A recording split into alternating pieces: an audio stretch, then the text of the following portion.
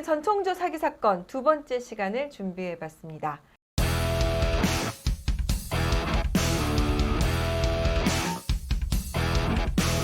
전총조 씨는 자신의 재벌 3세이자 부상으로 은퇴한 승마 선수다. 청년 사업가다. 이렇게 소개를 했는데 모두 거짓으로 밝혀졌죠. 연인이었던 남현희 씨 역시 전 씨 과거는 물론 성전환 수술 여부, 출생, 경제력에 자신도 속았다. 이렇게 주장을 하고 있습니다. 이렇게 자신의 모든 걸 속인 연인과 결혼하고 또 이혼하는 이런 사건들도 사실은 없지 않아 있는데요. 성전환 수술이나 성적 취향 등을 속이고 결혼을 하게 됐을 경우 어떤 법적인 문제가 있을까? 요거 한번 저희가 한번 살펴보도록 하겠습니다. 지금 남현희 씨가 전총조 씨를 재벌 3세로 믿었다. 지금 그렇게 얘기를 하고 있어요. 그리고 출생, 배경, 경제력, 성전환 여부도 속였다. 지금 이렇게 하고 있는데 이러한 거짓말 법적으로 어떻습니까? 사실 사귀는 사이에서 거짓말을 했다. 그 자체로 뭔가 이제 법적 책임을 묻기는 쉽지 않죠. 근데 상대방으로부터 만약에 재산을 좀 사기를 쳐서 편취할 의도로 거짓말을 했고 여기에 속은 상대방으로부터 실제로 이제 금품을 교부를 받았다거나 아니면 금품을 요구한 정황이 있다. 이 사정들이 인정이 되면 사기죄나 사기 미수죄로 이제 처벌을 받을 수는 있고요. 전 씨와 같이 이제 자신의 전과 사실 범죄 전력을 숨기고 적극적으로 자신의 신상 정보와 배경 그리고 경제력 등을 이제 허위로 고지하고 심지어 이제 성전환 수술을 받았다라는 거짓말까지 했다라고 한다면 이때 그 거짓말을 통해서 연인하고 교제를 하고 이제 급기야는 이제 성적 접촉까지 이제 이런 경우에는 이 상대방은 여기에 속은 거에 대해서 성적 자기 결정권 침해에 따른 손해배상 청구를 할 수가 있습니다. 만약에 좀 약혼 관계다라고 가정을 하고 일방의 거짓말이 들통이 나서 파혼에 이르렀다라고 한다면 파혼에 책임 있는 당사자에게 이제 상대방이 혼인을 준비하면서 지출한 비용 그리고 마련한 예물, 예단비 아니면 혼수 등의 반환을 구할 수 있을 뿐만 아니라 그에 따른 정신적 손해배상을 청구할 수도 있습니다. 일단 그 남현희 씨의 주장에 따르면 성전환 수술을 하고 이러한 부분이 이루어진 걸로 알고 있었다. 네네네. 이렇게 주장을 하고 있고 전총조 씨의 주장은 아니다. 본인이 여자인 거를 알고 있었다. 네.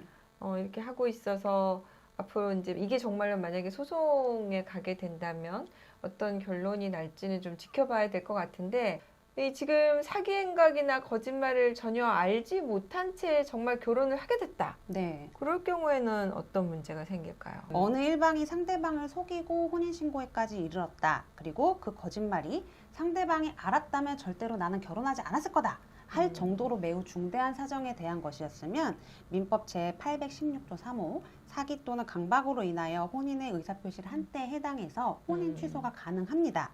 근데 지금 보면 남 씨 주장에 따르면 아까 살펴본 것처럼 전 씨가 나의 이런 범죄 전력 그리고 신상 정보, 경제력, 성전환 사실들 다 속였네요 보니까. 그러니까요. 네. 중요한 부분을 네. 속인 거죠 다. 다 속였다는 건데 남 씨 주장이 사실이면은 사실 이 부분은 혼인 취소 사유가 되고도 남죠. 근데 지금 이 사건에서 특이한 점은 아직까지 여성인 전 씨가 여성이라는 점입니다. 혼인신고가 불가능한 상황이에요. 여성인 전 씨와 그 남 씨는 혼인신고는 접수까지는 됩니다. 근데 수리를 하지를 못해요. 그래서 혼인신고 자체가 되지 않기 때문에 이미 취소할 혼인신고 자체가 없어서 혼인 취소는 의미가 없고요. 만약에 남 씨와 전 씨가 정말 아무것도 모른 채 결혼에 이르렀다라고 한다면 결국 남 씨가 뒤늦게 이것을 알고 할 수 있는 것은 민사상 손해배상 청구 네. 아니면 불법행위에 의한 손해배상 청구, 부당이득 반환 청구 등 민사소송을 활용을 해야 될 것 같고요. 그리고 이 과정에서 이제 금품수수 등의 문제가 있었으면 이제 사기 고소를 해서 형사처벌을 받게 하는 게 방법이 될 수 있었을 것 같습니다.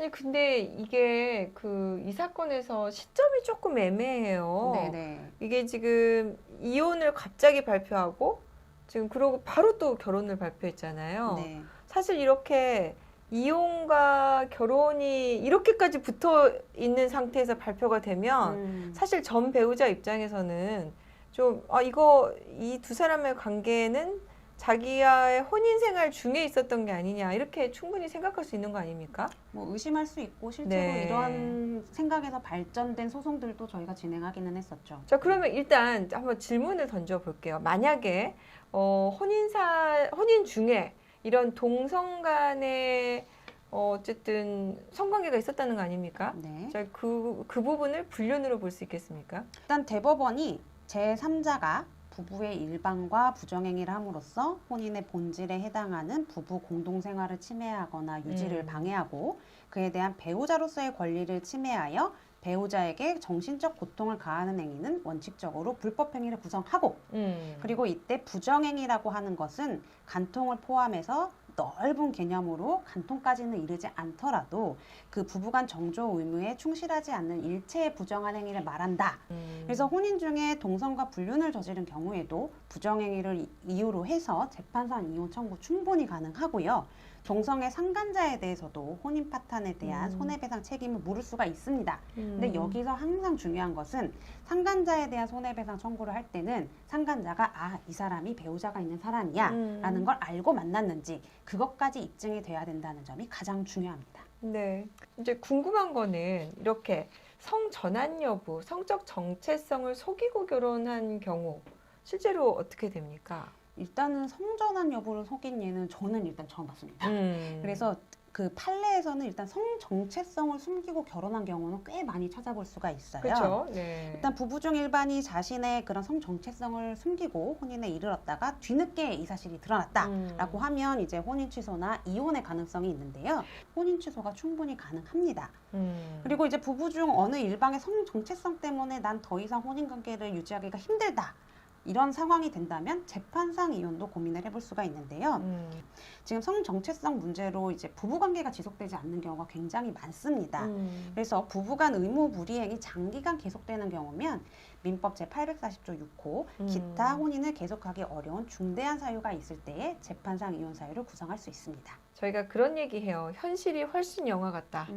그런 얘기 하는데 이러한 일이 벌어졌을 때 이혼 사건에 있어서는 어떻게 법적인 판단을 할까 한번 정리를 좀 해봤습니다.